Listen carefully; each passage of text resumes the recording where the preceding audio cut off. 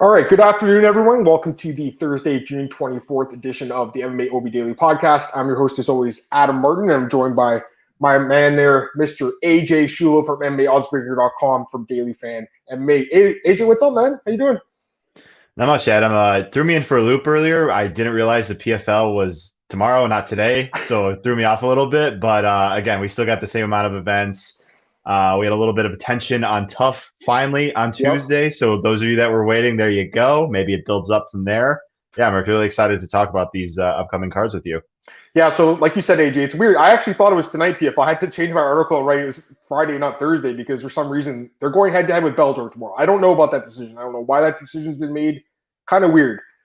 Either way, I'm looking forward to these events, AJ. So we'll preview Bellator, guys, 261, and then PFL 6. And we do want to talk about Tough 29, and then we'll give her a dog of the week. We've been doing that on Thursdays, I think. Well, I can't remember who your dog. Would you remember who it was last week? Do you remember who yours was? I don't. I know for me it was Roki, and I think a lot of us thought he won that fight, but judges didn't. I think yours was Turman, I believe. I think it was Turman, your guy with the wrestling. I think that might have been your guy last week, but it's all good. No worries. I mean, that sounds right. Yeah, I mean, yeah. I don't know how you go 0 for 10 in takedowns, AJ, in about 4 minutes of a fight, but the guy just couldn't get a takedown. It is what it is. All right, so let's start with Tough, though, AJ. I want to start with Tough because I just watched it. Holy shit. What a knockout. What a great knockout. Good fight. Dustin Lampros and Vince Murdoch. I got to be honest with you, man. When I saw it, especially the tail of the tape, 5-inch reach advantage for Dustin, height advantage, trains at Sanford MMA. Obviously, Vince, I think he's still at Alpha Male grade camp too. But I see all those things, AJ. I'm thinking, you can't bet on these fights. I'm expecting this guy to win. He gets smoked by Murdoch, who probably the most experienced guy in the house, I'd say, besides maybe Reddinghouse. So it's not like it's a surprise by any means. He might have even been the favorite if there were odds, but just knowing how Murdoch's last fight went against Saldana and knowing like the brain issues this guy's had and stuff like that, I thought he was going to get knocked out, and he completely stunned me, man, with that knockout. So I thought he looked phenomenal, AJ. Give me your thoughts on Vince Murdoch, man. Yeah, like it was one of those matchups. Like I know everybody's got a story, but like when we saw like the backgrounds for each guy, you just like really felt for them, like what Dustin had to go through. And for those of you that don't know what I'm talking about, I just really encourage you guys to watch the episode, and then you hear about Vince, him and his wife or girlfriend, fiance, maybe having a baby, and then you talk about the issues that he had with his health.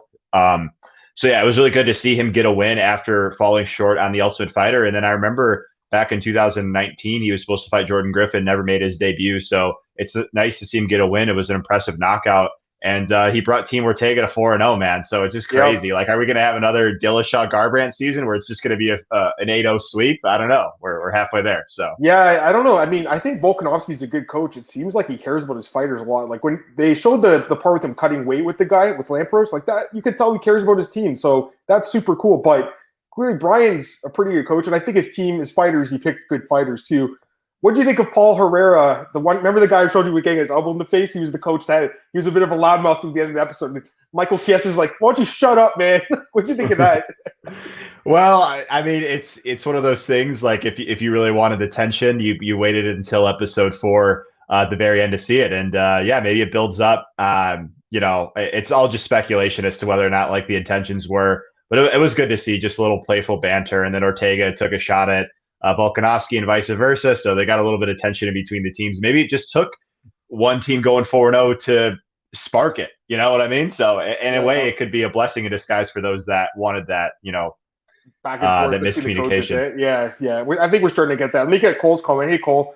He says, I thought Murdoch would lose his first fight, but after seeing Lampros on the weight cut, I switched my pick because he was draining. We know Murdoch can crack. Yeah, absolutely. Great pick. I mean, that's an astute observation, Cole. We don't get to see that with like if we had seen, maybe Davison Figueiredo last week in that same situation, like maybe that would change. We know that's what's going on, but when you actually see the guy in the bodysuit struggling to make the weight, AJ, it's like, okay, this guy might have an issue tomorrow. And I mean, I thought Murdoch's chin was the question. Lampros is the one that gets dropped, and then the knee was brutal. I love the knee. That was such a great knockout. So okay, let me know if you're there. What's going on here? 1 second. Oh, maybe it's me that's frozen. I think we're good now. Bizarre. AJ, you there? Okay, we're good. I Yeah. don't know who got frozen there. Sorry, guys. I think it was either me or AJ. I don't know who it was, but I apologize. Let's talk about Bellator, okay, AJ? We'll start with Bellator and then do PFL. I think that's a good idea. All right, Let's so do we'll it, man. Bellator first. Let me pull it up here. And you had a good week last week, I think, or was it 2 weeks ago? I can't remember the Amosov card.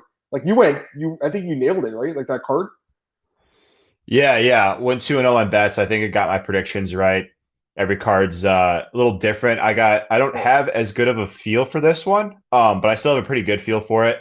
And again, we don't have like a world title on the line, but at least we have an interim belt, and it's a really intriguing interim fight. And we got obviously Liz Carmouche and Kana Watanabe. I can never get that name right the first time, but that's an interesting fight. Daniel Weichel versus Keani Diggs, I think, is really cool. And then Miles Jury and Sydney Outlaw is also very intriguing. So those are just a few of many that kind of catch my eye. You got Taylor Johnson on there. Christian Edwards, I think, is a bright prospect.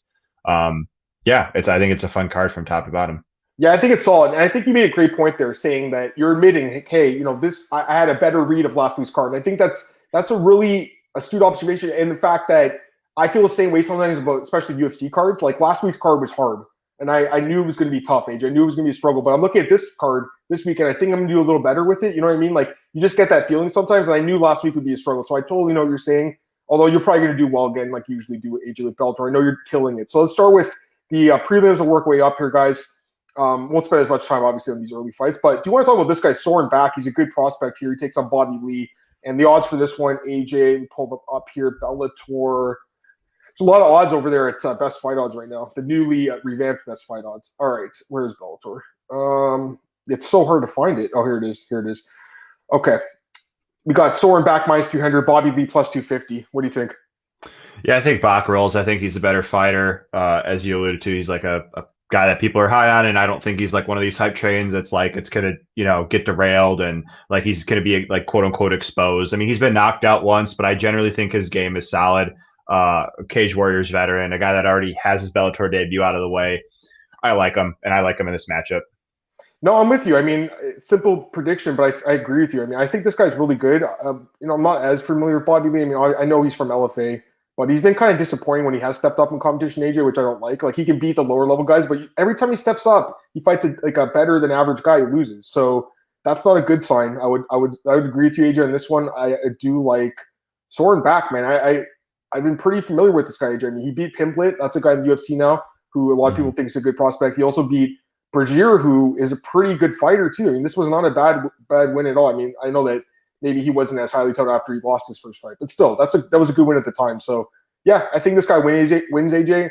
He hasn't fought in a while. I mean, that is something to keep in mind, but a lot of Bellator fighters are coming off layoffs because they didn't really hold events last year, too many. So I'm not too worried about it. I do think Back rolls, and yeah, I expect him to dominate this fight. All right, let's go to the next one here. Isaiah Hokit against Corey Samuels. And the odds for this one, and I think it was Lock of the Night tweeted this. I thought it was so funny. He goes, anytime you see an 0-0 guy with like a singlet on, the wrestling ear things, and you see him in the Bellator fight and he's a big favorite, you know what they're trying to do here. So I think it's pretty clear they want this hockey guy to win, AJ. I mean, we obviously haven't seen this guy fight before, but he's a Team Body Shop member. Any thoughts on this fight? Yeah, like, straight up pick for pick, I'd go with Hockett. The odds makers know what they're doing long term, so I would trust their judgment on them. But you're just when studying a guy like this, you're just basing your prediction on his wrestling tape, and kind of like what we saw with Carissa Shields in PFL, we're basing our analysis on boxing matches, which are great. Don't get me wrong, awesome stuff what we see there.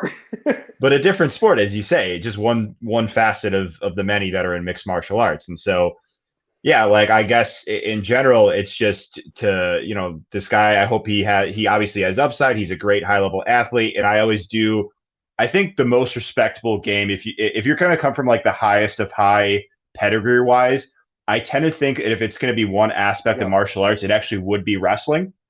And that's just my opinion. People could agree or disagree, but if you could control where the fight goes and keep it there, keep it in your wheelhouse, you just got a better chance of finish, win rounds, that sort of thing. So what I'm trying to say is I think Hockett has upside. I think he, could be a good fighter down the road, but I'm just trying to basically making a wait and see approach. Maybe some opportunities come down the line. Yeah, I mean, I think that's the way to go here, just to stay away from it, just because he's never fought before. And this guy is coming off a win. I mean, let's be honest, we both never really heard of these guys before. they're kind of like, I mean, he has fought, I guess, this guy, he's supposed to be in the UFC, Dean Barry, so he hasn't fought a UFC opponent, Corey Samuels, but yeah, I mean, AJ, like, oh my God, look at the amateur results. I didn't even see this. Look at this, AJ, oh my God. Yeah, I just have to scroll down a little bit, guys, and you see that this dude went like 1-10, 1-9 as an amateur before going 2-2 as, I mean, when you see that, AJ, you see what Bellator's trying to do here. I mean, let's be honest, they're probably going to accomplish their goal of getting this guy winning. I don't see a problem with this fight. I think it's fine matchmaking. Even the guy's never fought before. I would lean. I mean, we've never seen the guy fight, AJ, so I don't want to say he's going to go there and finish this dude. But just based on the fact that the Samuels guy is kind of a fade, I would think that Hockett could finish him, but it's just hard to know. Like, does he have ground and pound? Does he have a submission game? We don't really know. He does train with body shops. So he's training with those guys there, like AJ McKee. So I'm assuming he's got some skills. But again, AJ, wait and see approach on this one. I'm just saying, instead of laying -600, I would rather take him winning the fight inside the distance at plus money. But I wouldn't even touch this fight just because, again, we've never seen this guy fight. And like long term, that's a bad play. Even though he should dominate this fight, I would assume. All right, let's go to the next one here, AJ. Jalen Bates, Cody Matthews. Odds for this one. Bates -440 and plus 350 for Cody Matthews. So I think the last time we talked about this Bates guy, he was a massive favorite, AJ. And once again, he's a big favorite. Give me your thoughts. Yeah, we tend to see this with these prospects. They're big favorites, and if they win their fight in spectacular fashion, that trend starts to or keeps going, unless if they get like a colossal step up in competition. But yeah, I think Bates rolls. I think he's a better talent, better fighter long term. Very green at this point.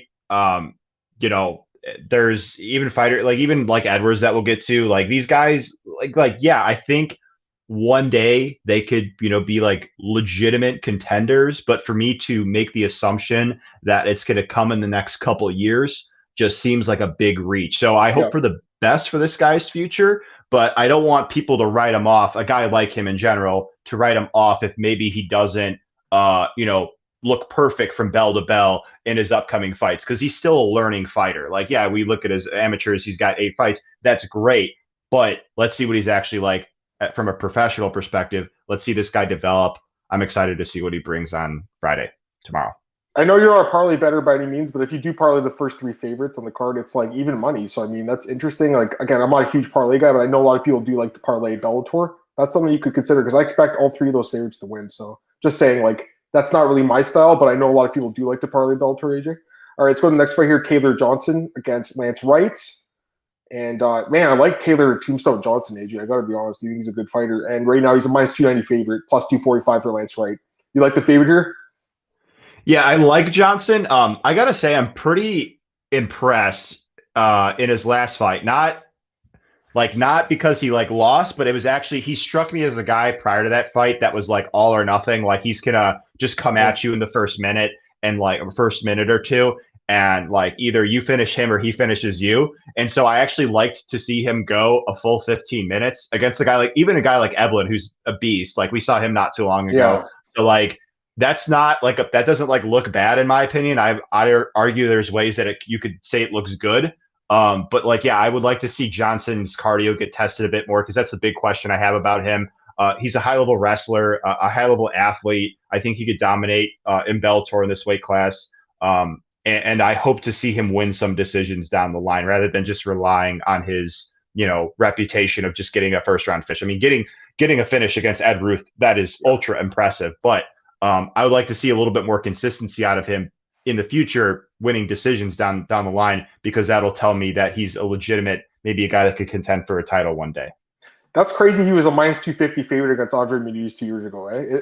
There was a lot of hype behind him at the time, so I could see it now. But looking when you see what Muniz is doing and what this guy's doing, it's crazy, AJ. But our perceptions do change over time. And this guy had a nice heel hook over Ruth. And I don't think that the loss to Eblin's a bad loss at all. That guy's really good. Now, I will say this. You keep talking about the cardio. This guy, Wright, does train in Denver Elevation Fight Team. You imagine his cardio is very good. So maybe he can push Taylor Johnson. You can't finish him in the first round. But I got to be honest, AJ, this guy's not too impressive to me. I think Johnson probably finishes him pretty quick. Is that what you're thinking here too?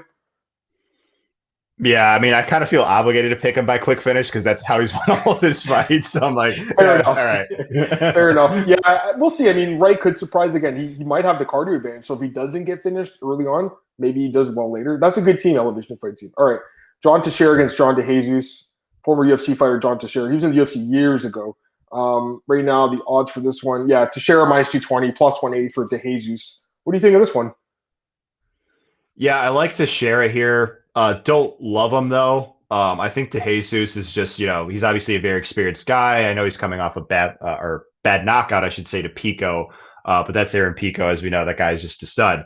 But yeah, I never really like to count out these guys. You're definitely gotten a lot of these predictions right. These, more seasoned guys in there, like maybe people are kind of writing them off. And whether or not, you think De Tomas is that sort of guy, he is the guy from my perspective that, you can't count a guy like this out with this sort of level of experience. But that said, I do think Teixeira wins.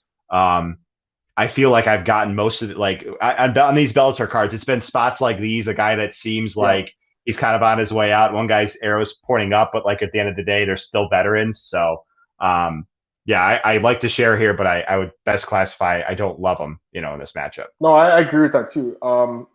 He's fought a guy named Javier Baez. I had to check just to make sure it wasn't the Cubs. I'm just kidding. It obviously wasn't. Yeah, I mean, I wouldn't bet on Teixeira at these odds, though. I got to be honest. Like, this is not a guy I necessarily trust. Like, he's a guy that if you get him at, like, even money or plus money, like, he's a good bet. But -220 on John Teixeira, just not a bet I would like to make, AJ. There's favorites earlier on in the card that I liked better. He should win, but, DeJesus is a very experienced guy, like you said, AJ. And it seems like it seems kind of like an even fight to me. I'll be honest with you. Like I don't really think John Teixeira is that great. Maybe I'm wrong, but like I know he's got a good record and everything, but he's struggled lately. He has fought good competition. Let's give the guy some credit. Yeah, even as a winner over Kevin Kroon, but again, hasn't fought in a while. It's a long layoff too. I wouldn't trust him here, AJ. To be honest with you. All right, let's go to the next one. We got Christian Edwards against Simon Biong, and this is on the main card. Wow, interesting fight here, AJ. Christian Edwards, -195, +160 for Biong. What do you think of this one, man?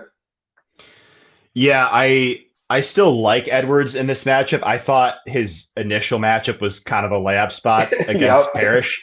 Yeah. And I still think he wins. I still have questions about his scrambling ability off of his back. I have seen him put on his back for a little longer than I would have liked. I don't think he's a good wrestler. In part, it's because he's just so long and tall. He's like 6'5".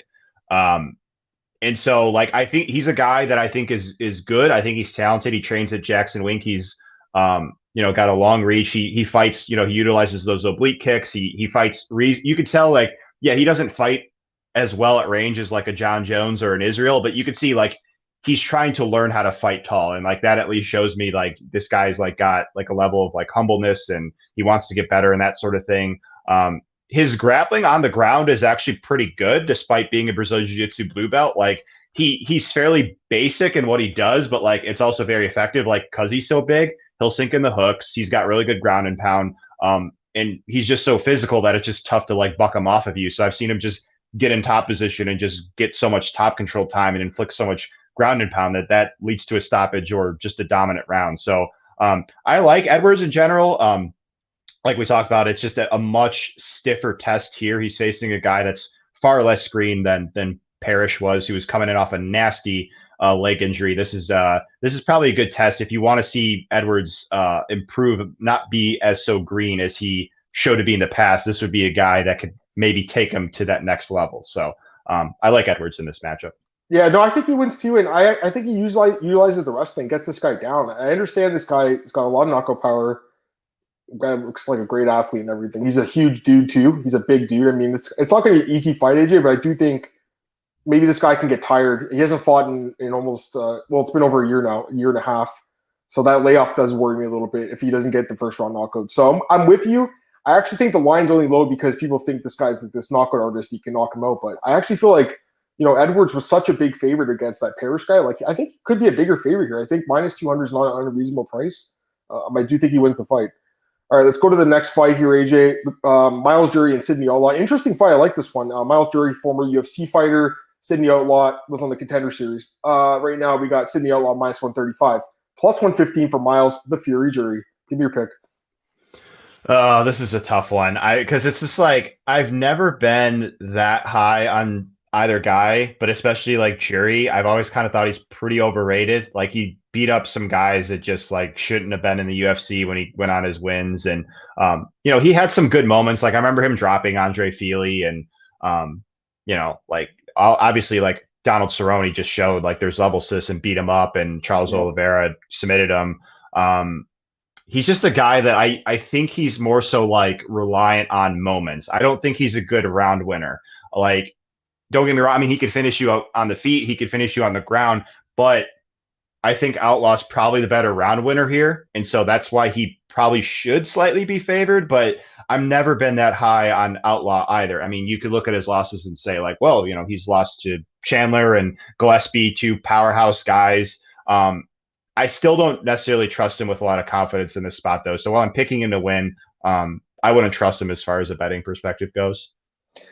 I think this is one where I might go a little bit against you, because I'll slide slightly with Jury. Slightly. It's a slight lean. It's not like I'm running out to bet on this fight, because I think it's a close fight. But I do think he has a few edges in this fight, just in terms of overall experience. You did mention some of the fights that Outlaw's had, and he has fought some good guys, but he hasn't performed very well in those fights. I think Jury, like you're right, AJ. If you look back at that streak early on in his career, it wasn't that impressive. I actually remember when I bet on Cerrone against him, like in 2015, it's on the Jones Cormier card. That was a very profitable night for me, So I have a pretty good read on Jury, and I think he's still like decent. So I think he can win this fight by decision. But you made a great point about him kind of relying on these moments. That's something I'm going to keep in mind going forward with just other fights that I'm looking at now. Moments versus like a round winner throughout the round. That's a great point that you made. So great point, AJ. I'm going to lean towards the Jury a little bit here, guys, just to win a decision, but it's a close fight for sure. All right, let's go to the next one. This is a great fight. Daniel Weichel versus Keone Diggs. You talk about experience versus like not a ton of it. I mean, Weichel comes here with a 40-12 record, AJ, and Keone Diggs only 9-0, but he's looked great, obviously. And Diggs is actually the favorite, minus 120. Plus 100 for Daniel Weichel. So kind of similar to the last matchup as far as the odds go. But in this case, you got a guy with 9 fights against a guy with 52. So what are you thinking here, man? Yeah, I know there's some Weichel love out there. He's obviously much more proven, as you mentioned. And, he, going to a split decision against Patricio Pitbull a few years ago, that's great. Even if he lost it, beat Emmanuel Sanchez by split decision a few years ago. That's great. I think Diggs is just catching him like at the right opportunity. Diggs seems like he's got process to his game. I think he's got more process than Weichel does. Diggs, when I see him fight, like he comes in with a game plan. He's like, I'm going to strike out of the southpaw stance. I'm going to blast you with body kicks, get in your face. I'm going to look for takedowns. Mainly he's like a body lock takedown guy, but he actually has a good double leg. And then on top, on his Instagram, like I saw a blue belt in jiu-jitsu, but that was also like 68 weeks ago. I haven't seen like an update on the belt, but like his MMA grappling, I'd say is definitely levels above a blue belt. Like I see him take the back a lot. He's coming off a submission, rear naked choke against Campos. Like he's like, I'm going to take you down. I'm going to pass your guard. I'm going to, utilize ground and pound. And if I take the back, I'm going to get the rear naked choke. Like that shows me like process. Whereas like Weichel, he's got the black belt in jiu-jitsu, but Weichel, I've never been that impressed with his wrestling. Like he doesn't defend takedowns well. He's more concerned about reaching for the opposition's neck and like locking something up than like getting his hips back and sprawling. And, we saw him taken out easily by Emmanuel Sanchez, who great fighter and everything, but I don't think Sanchez is a great wrestler. He's for Weichel to win, I feel like he has to keep the fight upright and kind of just box Diggs up.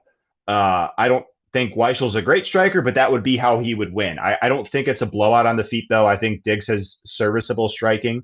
But I'm going to go with Diggs here. I know that there's a wide gap in experience, but I think he's a more well-rounded guy, and I think he could get takedowns here. So maybe I'm reading it wrong completely, but the tape tells me that he's ready, and I think he pulls off the W.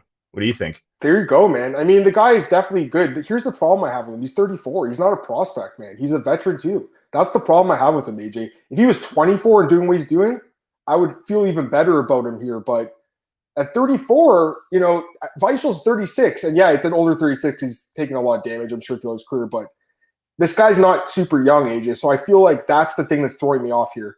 Because I look at everything else, you think this guy's 24. He's 34. It just makes me like confused kind of because everything points to him being a young prospect, but he's just taking his time in his career and now he's here. And you say he's ready. Maybe he is. Until I see it, though, I don't think I could pick him. I'm going to pick Feischl here as a dog. I think he could probably outpoint this guy and win a decision. That's what I'm thinking, AJ. But I could be completely wrong because if AJ's right about this guy and he can get takedowns, maybe it's going to be an easy night for him. And that'd be a huge win for this guy. If he goes out there and beats Feischl, I mean, that's – I don't know if you get a title shot off that, but, like, you're right up there, AJ. You get a ranking for sure. So I'm really curious to see how this fight plays out. I like the fact that you're high on this guy. I like him too, but I just get a little bit worried when I see the age. I don't know. Just that's something that throws me off because everything points to this guy being so young, but he's a bit older. And then Feitzel's got 40-something extra fights on him. So we'll see what happens. It's going to be a great fight. I actually like this fight probably the most on the card, to be honest with you. Is that your favorite fight in the card, or do you have another one? It is. You got a good call there. Yeah, that's a sick fight, man. No, that's good. And I like that we're on a different pick. It's not like I'm loving Feischl in the spot, guys, by any means, because like AJ said, Diggs is good, but again, I want to see Diggs prove it. When he proves it to me in this fight, then I'm going to be a supporter. All right, let's get to the co-main event. Liz Carmouche, Kana Watanabe, and the frying pan bending master. I'm sure you've seen the GIF, AJ, of her bending the frying pan. Yeah, so she's pretty strong. But then you got Liz Carmouche, who's super, super strong. Two strong girls going out of here. Liz Carmouche minus 200, plus 170 for Kana Watanabe. What do you think, AJ? Yeah, you said it right there. Both women are very physical. And when I watch Watanabe fight, I feel like she gets by a lot on her physicality. Yeah. Not that she does have process to her game. Like when I watch her fight, she wants to get the fight to the ground. She wants to impose her physicality. She wants to inflict a ground and pound. She wants to pass guard. Like that's all great. But part of why she's effective at that is because she's stronger than a lot of these women. I wasn't sold that Lara, it was going to be the woman to stop her. I picked Lara to win, but it wasn't with a high level of confidence. But even in that fight, we saw Watanabe struggle a bit. We saw her get her back taken. We saw her go for a takedown, and then Lara ended up on top. We saw Lara light her up on the feet. Like the time I think has now come where Watanabe has met her match in terms of physicality. Liz Carmouche, a former Marine, a woman who fought at bantamweight in the past. And so when I look at these two women fight, I think even though Carmouche isn't a great striker, I think her striking has improved a lot through the years. I got to favor her on the feet. I think she's got better defense and better movement and higher output. Maybe Watanabe has a bit more one-punch KO power, but beyond that, I don't see any more advantages. And then in the grappling, can you guys let me know if you're still there? I don't know if it's me frozen or AJ that's frozen. I'm assuming it's him, but maybe it is me. So let me know, please. He's talking about this fight, obviously. Want to get his final thoughts on that. Where is he? I can hear you now. Do you hear me? AJ, where are you, man? You guys let me know if I'm still here. Maybe I'm not here. I can't tell right now. Yeah, I'm gonna send Adam a message. AJ, I'm here. Was I gone or were you gone there? That's so weird. I was asking if anyone knew there. That's happened today twice, guys. I apologize. It could be from my end. I'm not sure. It could be me then. I apologize, AJ. You were talking about you're just breaking down the fight at the end there. Can you hear me? Yeah, you're good. You're good. I got 4 bars on my internet, so it's probably me. I apologize, man. Thanks. No worries. Yeah, it happens to me all the time. But so like when I look at this fight, we have a woman here in Carmouche who could, match or maybe even exceed the physicality of Watanabe. Like, because Vanessa Porto was a woman who's very physically strong, and we saw Carmouche control her in the clinch, take her down. And I think Carmouche is just better on the ground than Watanabe. So Watanabe is a fighter that I think people are excited about because she's, strong and the frying pan thing, and she's undefeated. But I think this is too much too soon for her. So I'm going to go with Liz Carmouche. I like Liz in this fight too, AJ. She's looked good lately in Bellator. I think she's looked quite good, and she's someone who probably should be in the UFC still. She lost to Valentin and got cut. It was kind of a weird cut. I still think she's like a quality fighter, man. I still think she's a top 10 woman in this division. And like you said, Watanabe does rely on that wrestling strength and just the strength in general. And we'll see. I mean, maybe she is that strong. Maybe she's stronger than Liz Carmouche. We'll see in this fight.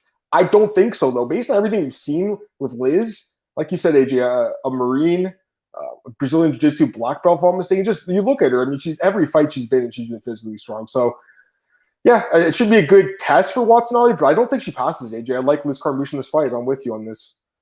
And I apologize, guys, for the lagging today. I'm no idea what's going on, so I apologize for that. Usually it doesn't happen. We usually have good connection here.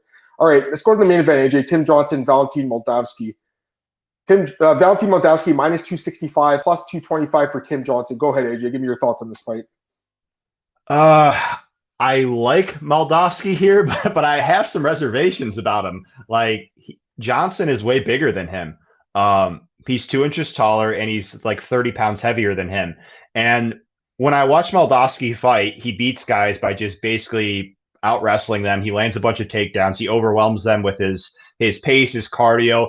And I think that should help him, especially in a 5-round fight here. I think a 5-round fight benefits him more than a 3 against a guy like Johnson. But while these two are early and fresh, like, Johnson is, I think, could have the takedown defense to keep the fight upright.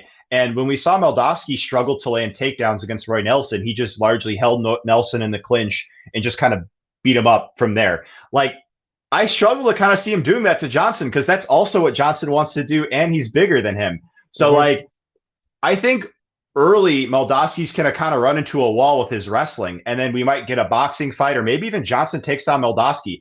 Dude, I got to be honest with you, going back to the Vassal fight, like, I did not like what I saw in round 1 there. Vassal took him down, and he was able to control him.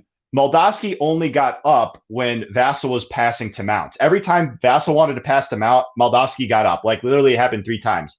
And so if Johnson wants to take Moldvasky down in rounds 1 or 2 and just be in guard, be in half guard, he could maybe hold him there. And that's my concern with Moldvasky. So, but that said, you still got to favor him. I think he's more durable. I think he's the better boxer of the two with his, like, combinations, his pace, but Johnson probably has more one-punch knockout power. And I'm not a big fan of either guy's defense, so I guess a KO either way could happen. But I guess why I should pick Moldvasky is because of that pace and cardio down the stretch. But I don't agree with this line. Like, I think this is like dog or pass. I think this is the epitome of a guy that is just really, really hyped and people are excited about. And I think he's really good. But I think a guy like Johnson, who's also a great wrestler or comes from a wrestling background that's bigger than him, could give him a lot of resistance in the early going. So I'm curious to hear what your thoughts are, because I like both of them, but I just tend to think this is a pretty tough test for Moldvasky. I think you killed your breakdown, man. I think you're doing some great breakdowns today, AJ. Seriously, man. You definitely studied for this fight and for this card in general, man. So I applaud you on that one. I kind of have the same thoughts with you. I think the line's too high, but I just don't trust Tim Johnson. I'm still not a believer in this guy. You know, I know he's looked good lately, guys. Like, I'll give it up to him. He's looked good. He's won 3 straight fights. I'm not sure if he really beat Congo. That was a very close fight. He somehow won in Paris. That was really surprising. But I was shocked when he got that split decision. Wow. But, yeah, he beats Michiro, unfortunately. Looked good. But, again, we've seen this guy in the UFC. We've seen him even in Bellator get knocked out many times. I just don't trust the guy's durability, like you mentioned, AJ. But I will say that, you know, that size difference, man, that is something that can come play. And he is the more experienced guy. He's fought in the UFC. He's fought top-level guys.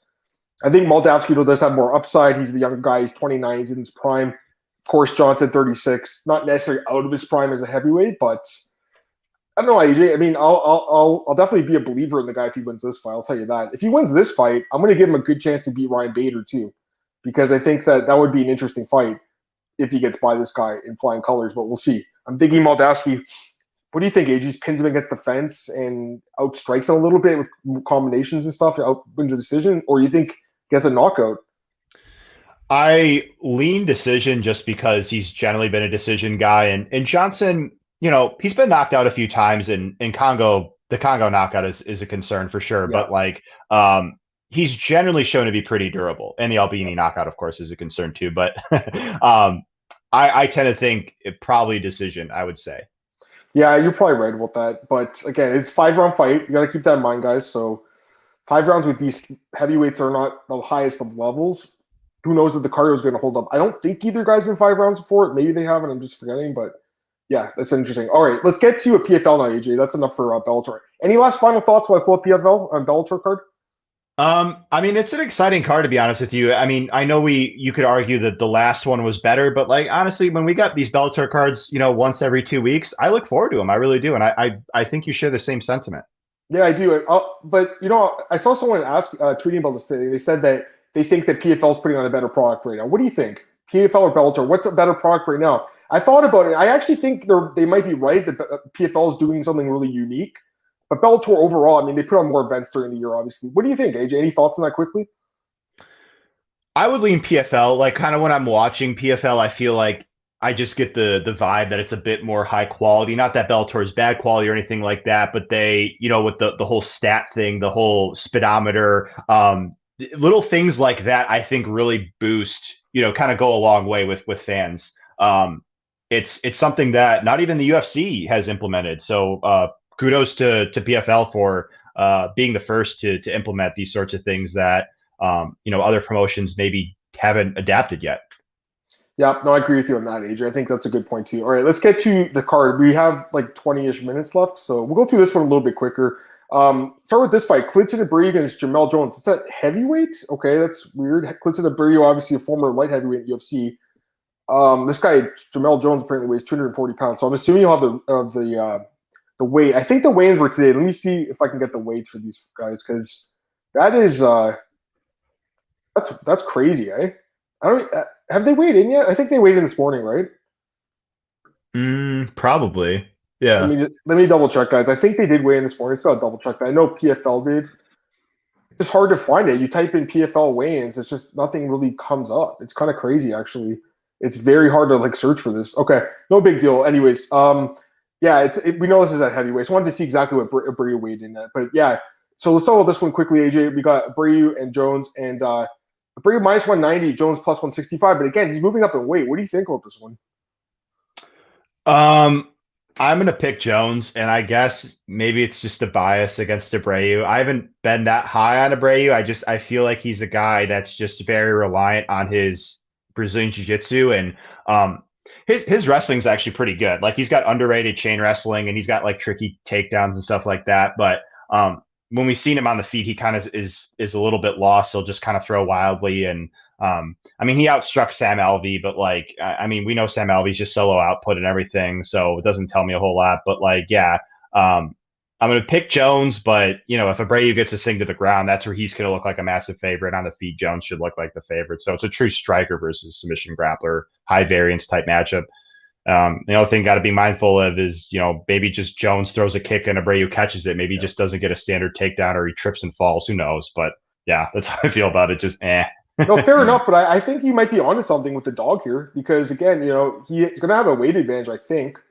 I wish I could find out exactly what the weights are, but yeah, it's all okay. Here what it says, 5 o'clock. That's why I haven't seen them. We still have 20 minutes. Either way, I don't trust Abreu at all, AJ, and I think Jones as an underdog probably has some value here, guys. Even though he's the older guy, he is an experienced guy. He's been around the UFC, Bellator. He wasn't in the UFC; he was on Ultimate Fighter, but still Contender Series. He's a guy that was on the borderline making the UFC forever. Abreu was a guy who was borderline UFC. Now they meet up in PFL. I'm kind of thinking the dog could win just because of the weight class, but we'll see. All right, Kayla Young and Mariana Moraes.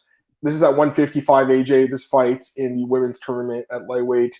Kayla Young, minus 220. Mariana Moraes, plus 180. Are you buying Young as a decent-sized favorite here? I'm not, buying it a whole lot. Moraes is a woman who's been really tested against, a lot of experienced women, like Vanessa Porto. We talked about Ariane Lipsky, Roxanne Modafferi. She's not a woman I would ever really count out, even though she just got destroyed by Kayla Harrison last time out. But we know Harrison's just pretty much destroying everybody. So yeah, I think, and interestingly enough, the odds makers open Moraes as a 2-1 favorite. Now the line is pretty much done a 180. So that's always interesting. But yeah, like Young here, but don't love her. I feel like there's some recency bias in this line. Kayla Young is someone who is a sub 500 record most of her career. I have a lot of respect for her. She's been around the sport forever. She fought Gina Crown in 2008. And Miesha Tate in 2007 when she head kicked her. That's a crazy fight if you ever seen that one, AJ. So I have a lot of respect for her. She's been around forever, but I'm just not buying these wins over Dandois and Walker. I don't think that's that impressive. Don't get me wrong.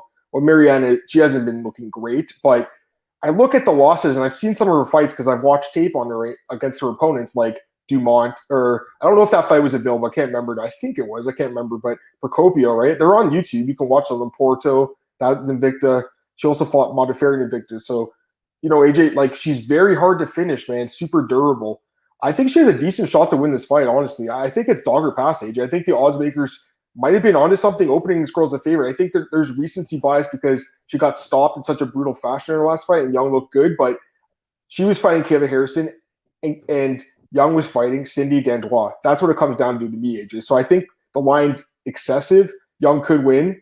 She's looked good lately. Don't get me wrong, she has, and I definitely noticed the improvements, but I'm still not completely sold on her grappling. And I think, Moraes could prove to be the better overall fighter in this fight. So it's an interesting fight. I would lean a little bit towards the dog in that one, AJ. And again, PFL's been kind of crazy with these dogs too. It's something to keep in mind. Like, seems like every, card, AJ, again, every matchup's completely different. Every matchup its own event. You can't be like, okay, there was a lot of upsets last week, therefore there will be this week. We all know that gambler's fallacy doesn't necessarily play true, but I just think in this case, there's something to it because with a lot of these fighters, AJ, there's not as much information about them. And I think that people are getting kind of caught speeding a bit, like betting on guys that they think will dominate, like Nathan Schulte, Lance Palmer. There's some other examples. Rory McDonald last week. Like, they're just kind of they're going all in on these favorites, and you're seeing what's happening. PFL is actually, the matchmaking it's seemingly pretty competitive for all the controversy as far as the matchmaking goes with some of these guys. I feel like the matchmaking is pretty good in this promotion, to be honest with you. All right, let's get through the rest of this card kind of quick, AJ. Taylor Guardado against Laura Sanchez. Get the odds for this one. Guardado minus 150, Sanchez plus 130. I'll just start it all. I like Guardado, man. I mean, we talked about her last time. I remember I told you, like, this girl had a long amateur career like 10 years ago and then recently came back to the sport. She's got a lot of experience overall in her career. And, Sanchez, I don't trust her, and she's coming off a loss. I like the favorite in this one. What do you think? Yeah, I like Guardado as well. Just better fighter. Think she rolls. I think so too. I don't think that line's excessive either. Minus 150 is not too bad.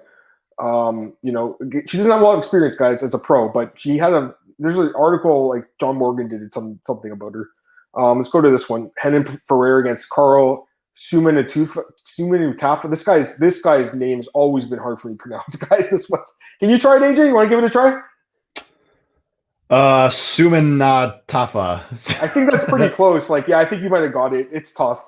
Anyways, we got Ferrer coming off the no contest with Fabricio Verdum. And Carl, I think, is filling in on short notice here. There was a lot of different fights that fell out for Henan here. And looking at the odds right now, not all the books have them, but yeah, minus 455 plus 320 I'm seeing out there, AJ. So Henan's a pretty big favorite. I think that sounds about right to me.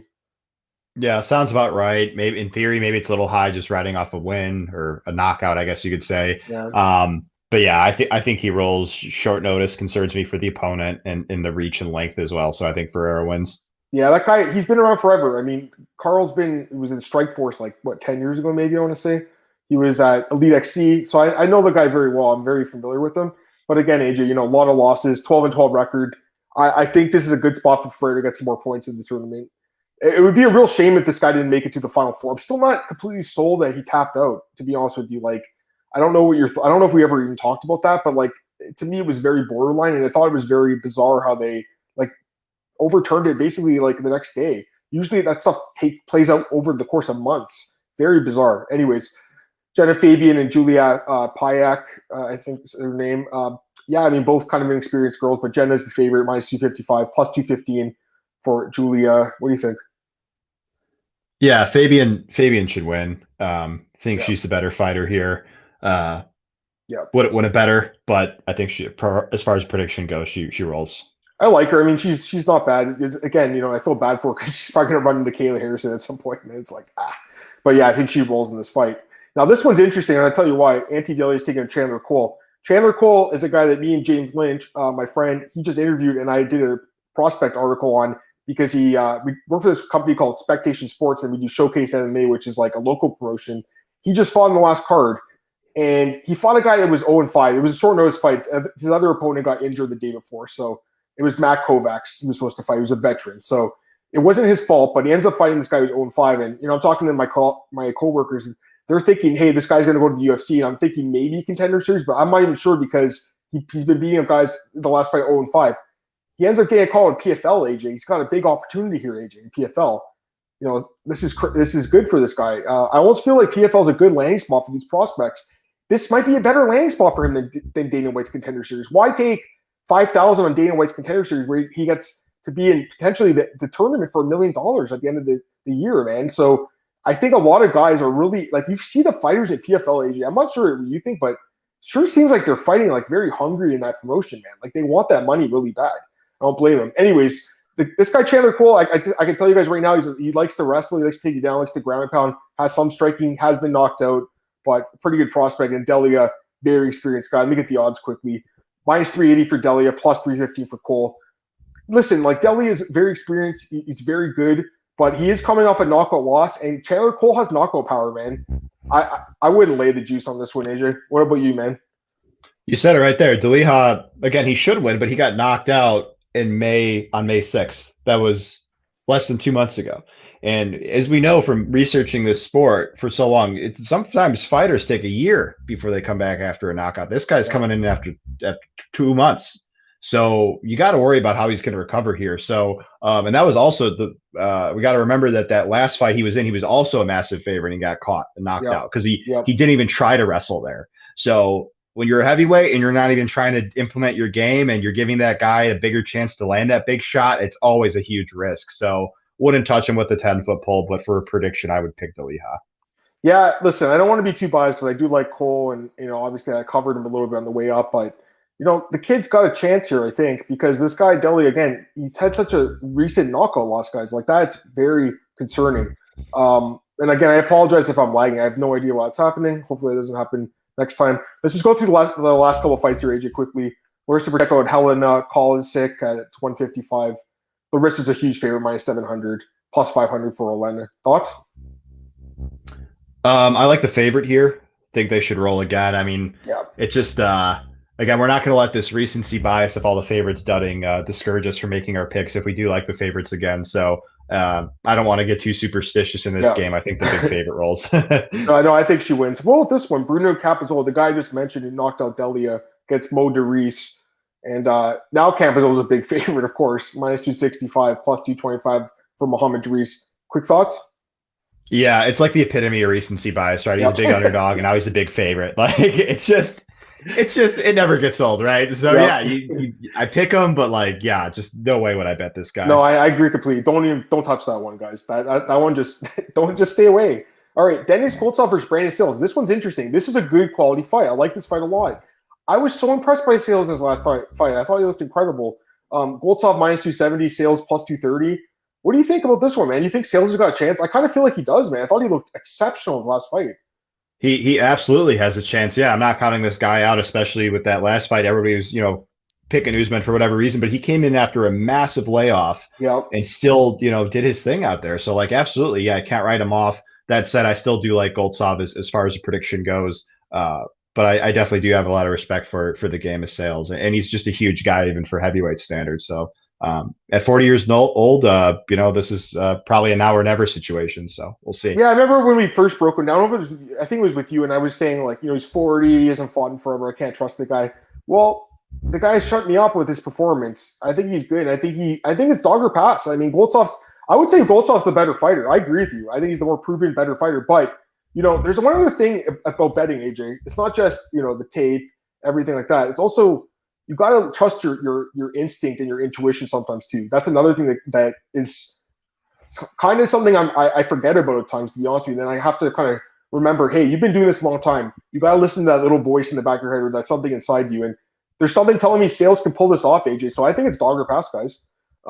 Lance Palmer and Movig Khaybulaev. I know you like this fight. This is a good one here. Man, I love this fight. Lance Palmer, I think he needs to win this fight to stay in the tournament. So this is pretty crazy. He's the two-time winner, and he's in a must-win situation. I think he needs a finish, maybe. Khaybulaev minus 130, Palmer plus 110. Man, it's just nuts, man. High stakes here, AJ. Yeah, this is my favorite fight on the whole card. I mean, and I'm going to be picking against Lance Palmer, man. I as crazy as it sounds, I mean, Movig Khaybulaev is probably besides Bubba Jenkins, who we just saw not too long ago, is one of the toughest matchups for him in the division because he can match him in the wrestling, and he's obviously a very dangerous striker. Obviously, Palmer's well-rounded and good everywhere, but so is Khaybulaev. So I'm going to go with Khaybulaev. I just think he's got a bit more momentum. I know he's coming off a decision, and we're used to seeing him finish, but I think he probably grinds out Palmer here for a decision victory. I think, man, I wouldn't have said this last year or like even a few months ago, honestly, after that Jenkins fight, it's like, I don't know. I mean, would you really trust the guy right now? I mean, he's got to finish the fight, I believe. Like, he's got to finish the fight to stay in the tournament. So I don't know if he could finish this guy. I mean, that's a tall task. I mean, this guy's never lost, AJ. I'm with you, man. I mean, well, he did lose to Pineda. Let's be fair. He did lose that fight, and then he got overturned. But the guy's solid, man. I think he's got a chance for sure. So, yeah, as crazy as it sounds, I kind of think you're right about this one, too. I think it is favored or pass, even though, like, I wouldn't have said that a month ago. Would you have said that a month ago? It's hard to say because I know you know what I mean. That was one of the guys that you said was one of your like tournament favorites. I remember you had told me that. I'm just saying, like, if you had asked the majority of fans 2 months ago, I should say, I think it was in April, do you think that Palmer or Kayla was going to win? Palmer's going to be a big favorite if that fight didn't happen. So I think, but I think you guys are right. And Babel fans in the chat, he likes Kayla too. Yeah, I think he wins, guys. I think you guys are right. 2 fights left: Anthony Pettis versus Roush Manfield. What do you think of this one, man? Interesting fight. And right now we got Pettis minus 200, Manfield plus 170. I gotta be honest, AJ, I'm not buying Pettis as a favorite right now, man. After that last fight, that was very recent. He took a lot of damage. He just had his last fight get pulled. I think it's a second weight cut, right? So I don't know, man. What do you think? Like, I'm kind of thinking this Manfield guy can give him some trouble here. What do you think? Yeah, well, like if Pettis has fallen off a cliff, if that's like legitimately the reason why he hasn't been performing up to his potential, then he could lose here. But I don't think Manafio brings the same sort of tools that Collard does. We kind of known throughout the years that Pettis struggles with pressure and volume. And that's what Collard brought. But I don't think Manafio brings that sort of dynamic. So again, Pettis could lose if he's just, so regressed beyond his prime that he just lays another egg. But I tend to think the Collard fight could kind of be a semblance of the fact that that's the type of guy that he struggled with throughout the years. The Diaz's, the Ferreiras, the Fergusons, we've seen it so often. So I think Pettis wins. Yeah, I was surprised he lost the last fight. I mean, looking back now, and I know a lot of people hit Collard as a huge underdog too. I mean, I'm not saying I didn't didn't see it coming at all, but I was so surprised. And I do think there's something to be said about the decline. I know he did beat Morono last year, and Cerrone too looked good in those fights. Pretty good, anyways. Not great, but decent.